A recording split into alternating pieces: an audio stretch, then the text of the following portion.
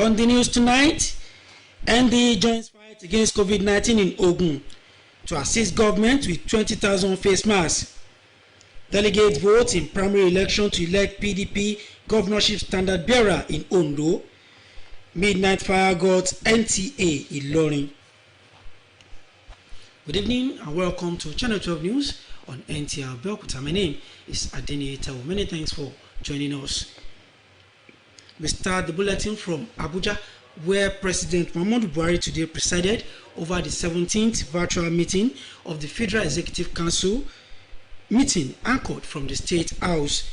He was joined by the Vice President, Professor Yemi Oshibajo, Secretary to the Government of the Federation, Boss Mustafa, Head of Service of the Federation, Folashade Yemeson, Chief of Staff to the President, Professor Ibrahim Gambari, and 8 ministers. Other members of the Council are participating online from their operational bases across the nation's capital. Although issues slated for discussions were not disclosed, NTA News learned that several memoranda were built for consideration in furtherance of efforts at advancing the socio-economic development of the country. A number of ministers that are yet to give account of their stewardship to the Council were also expected to be engaged at the meeting. State House correspondent Adamu Sambo reports that before going into a closed-door session, members of the Council observed a moment of silence in honor of the late elder statesman Ismail Issa Funtua. The deceased was a member of the Council under the Shehu Shagari administration, during which he served as Minister of Water Resources. Conversations are ongoing to actualize harmonized curricula, certificates, and their equivalent within the ECOWAS sub-region. Onegie Fine Face reports that this and the opportunities in leveraging science for regional development topped the agenda at the day's deliberation of committees at the extraordinary session. His report.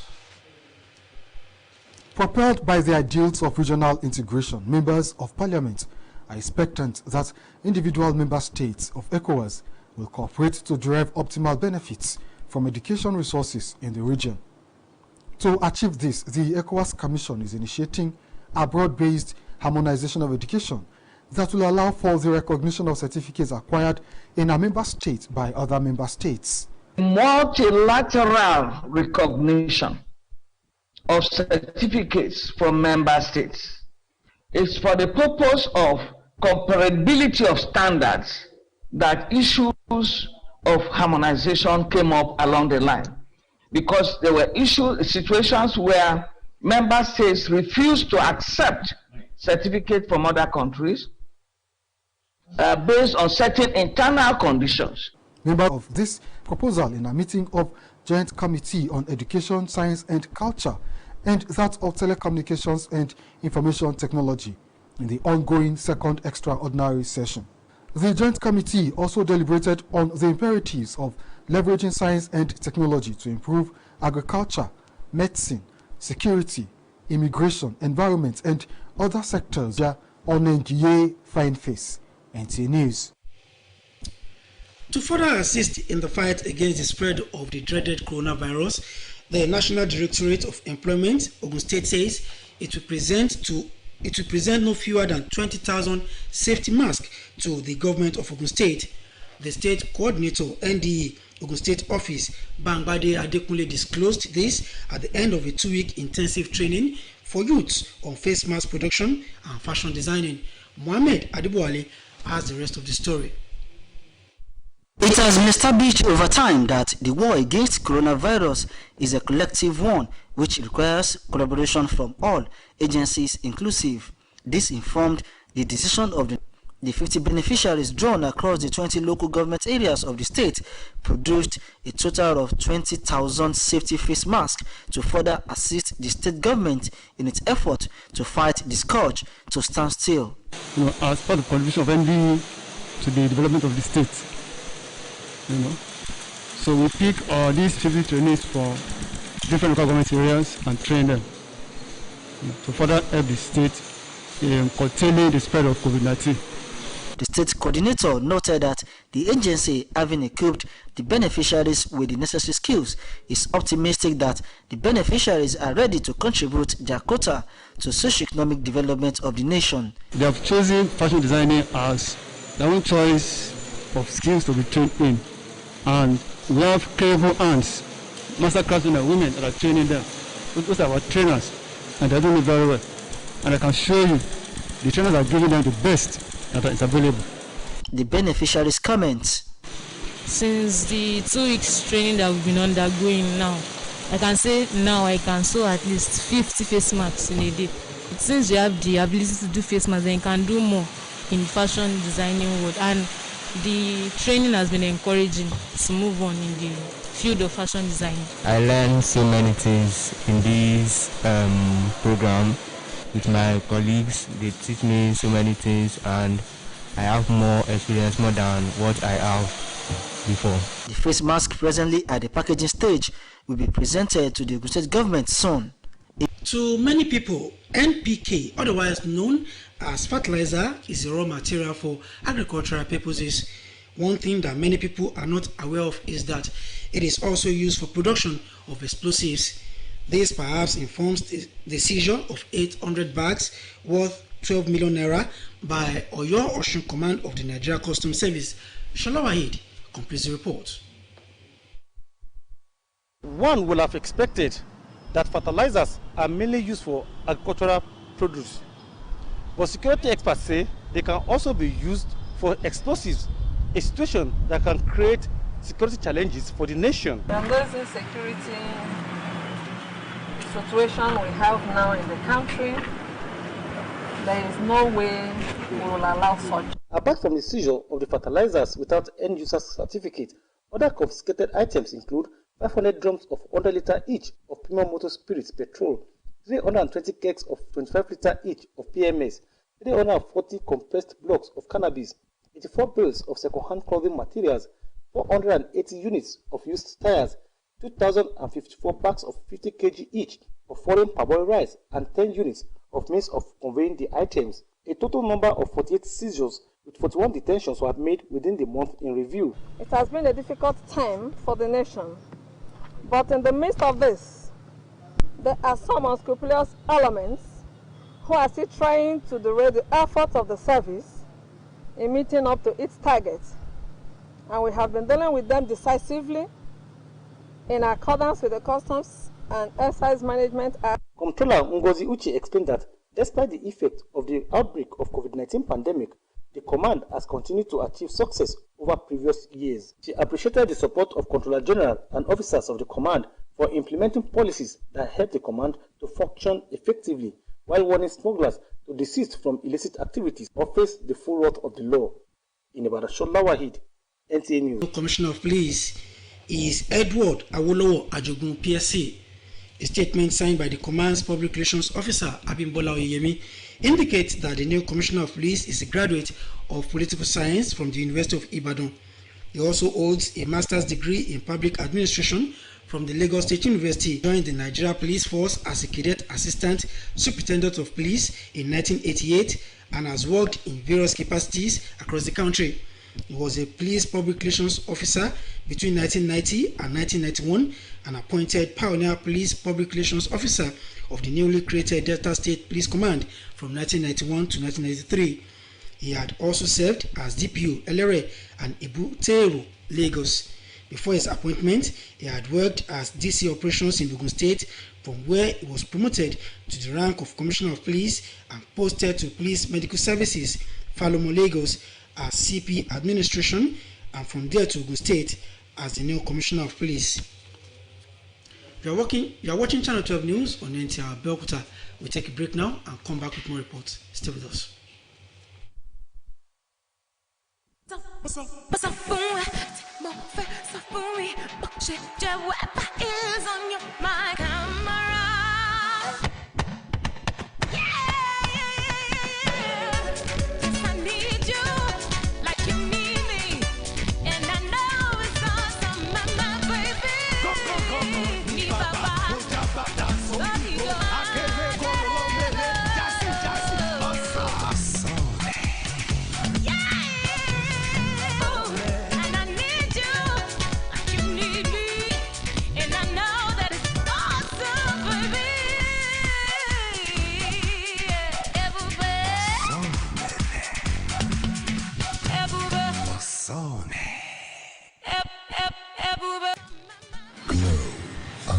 unexpected.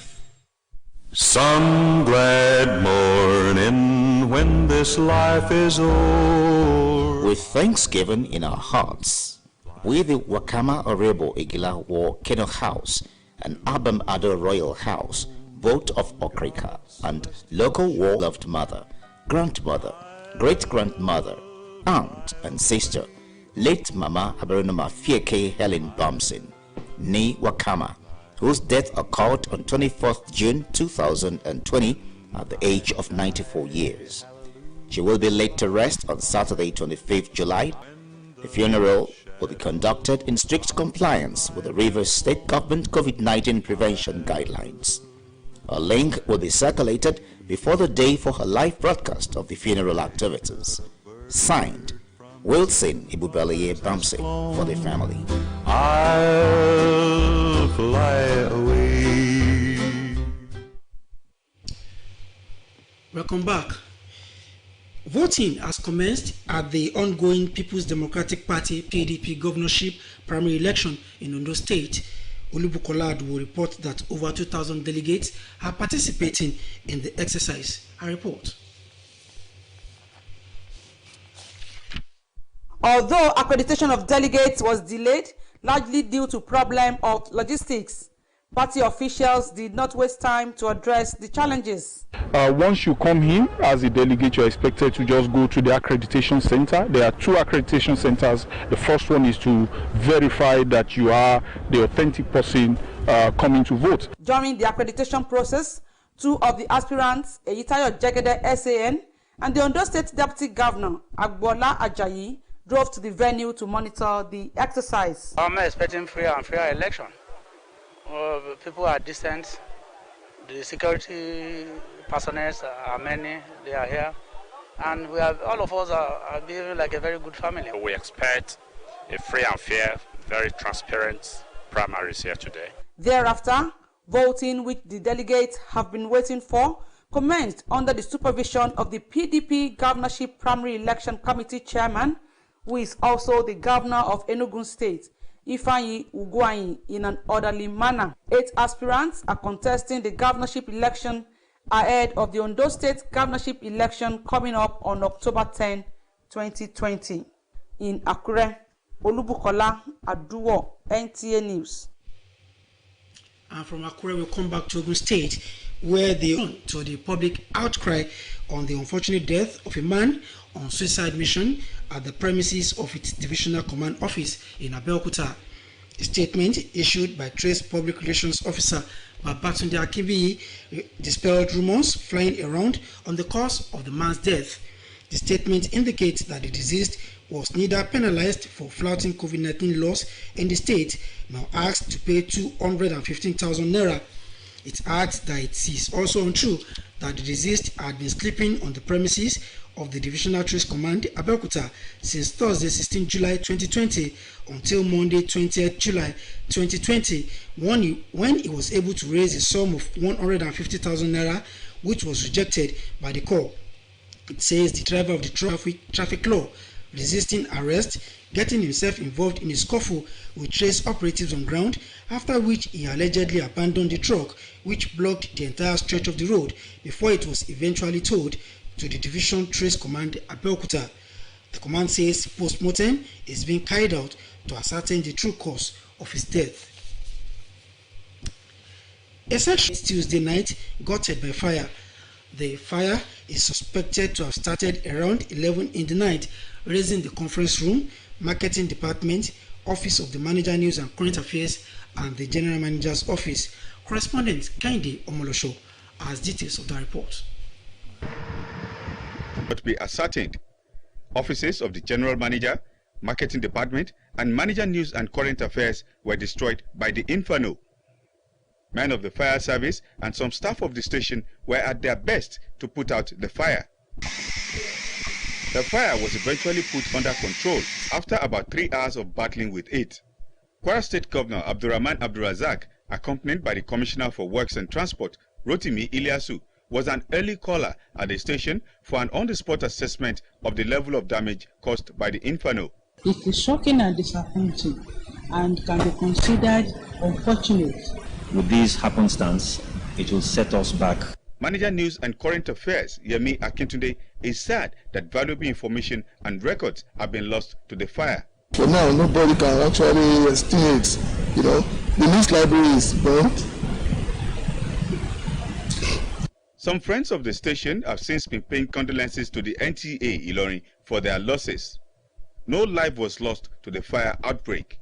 The cause of the fire could not be ascertained as at the time of filing in this report, but the office of the general manager, the conference room, marketing office, and the office of the manager news and current affairs were engulfed completely by the fire. Valuables like cameras,